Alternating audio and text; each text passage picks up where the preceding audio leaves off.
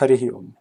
Apparently, there are a bunch of keyboard warriors out there who claim that ISKCON has insulted Shiva by not accepting his supremacy and by calling him a demigod, by claiming that Vishnu is above Shiva. But in reality, how much truth do these claims hold? Let's see. To begin with, first we need to understand why ISKCON believes in the supremacy of Bhagavan Vishnu over Shri Shiva. Let's understand the hierarchy of Vaishnavism. All Vaishnava philosophies derive their teachings from a philosophy known as the Pancharatra philosophy. This philosophy has existed since Treta Yuga and was founded by none other than Bhagavan Vishnu's avatara, Narayana Rishi. Now, as per Vaishnavism, there are 5 levels of manifestation of Bhagavan Vishnu. The Pancharatra Agamas do not advocate the idea that Brahman is formless and assumes forms, unlike Mayavada. The Pancharatra philosophy states that Brahman has a form, but Brahman can also appear to be formless. He does have a formless aspect as said in the Puranas too. So the highest level is known as Para, which means the highest or supreme. This refers to Bhagavan Paravasudeva Narayana, who resides at his highest abode known as Paramapadam.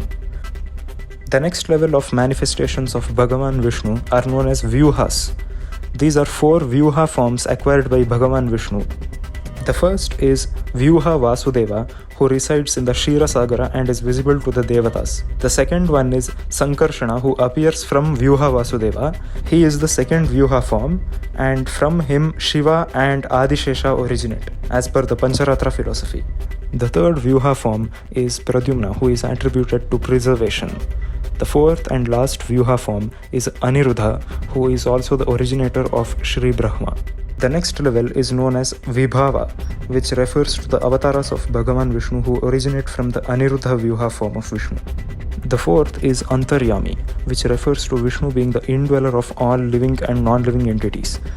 The fifth is Archa, which refers to temple worship.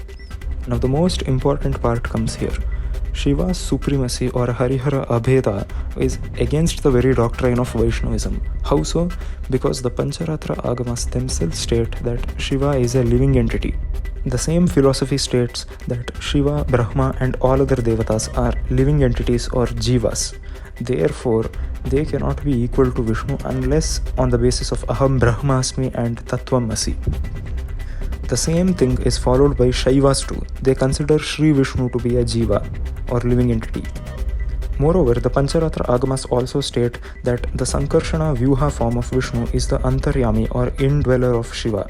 In other words, the Sankarshana Vyuha form of Vishnu exists inside Shiva, and therefore the prayers and the mantras in the Vedas which state that Shiva is Brahman are supposed to be interpreted to refer to Bhagavan Vishnu's Sankarshana Vyuha as per Vaishnavism.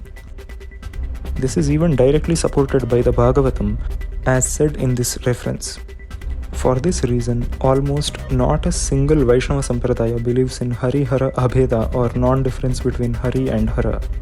Vice versa is applicable to Shaiva Sampradayas too. Now the Pancharatra Agamas are the same Shastras which are the basis of Vaishnavism itself. Without them, there is no Vaishnava philosophy. There is no basis to consider lokas like Vaikunta to be eternal and moksha to be achieved by serving Bhagavan Vishnu, which is the main idea of Vaishnavism itself. And most importantly, without the Agamas, there is absolutely no temple worship. Not only this, but the Pancharatra philosophy has been also appreciated very much in the Mahabharata and in the Vedas too. It is mentioned in the Shatapada Brahmana and the Chandogya Upanishad. A detailed video has already been made on the overview of Vaishnavism and its history. It's mentioned in the Shastras. One can refer to the links in the description. Therefore, contrary to the claims of keyboard warriors, ISKCON is not at all wrong in believing that Vishnu is above Shiva. This is a fact accepted by all Vaishnava Sampradayas. And philosophical differences should always be respected, no matter which Sampradaya you follow.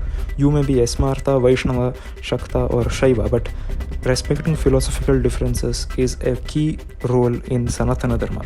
Moreover, no true Vaishnava should insult Shiva. This is one important fact. Just because the Pancharatra Agamas say so and the Vaishnava philosophy says so, doesn't mean that a Vaishnava can disrespect Shiva. After all, many Vaishnava Sampradayas do celebrate Mahashivaratri. The Madhva Sampradaya has a history of worshipping Shiva since the time of Sripada Madhvacharya, who has made provisions for installing Shivalingas inside Vaishnava temples, though provision of worship of other devatas other than Vishnu are not made in the Pancharatra Agamas. Additionally, most Vaishnava Sampradayas also consider Brahma and Shiva to be positions that are acquired by pious living entities. This is also mentioned in the Bhagavatam again. Therefore, ISKCON is not wrong with their philosophical views, and one could say that their views are better than other Vaishnava Sampradayas, although all Vaishnava Sampradayas ultimately have to respect Shiva. ISKCON's philosophy is of no disrespect towards any devatas. This is a fact. Hence, it's a myth that ISKCON considers only one devata to be supreme or the highest based on Abrahamic influence. There is nothing Abrahamic in it, since it has been followed since at least Treta Yuga. This video intends to bring awareness of this fact among the public. Like and share this video if you found it helpful. Subscribe for more content related to Vaishnavism and spirituality. Shri Krishna Arpanamastu.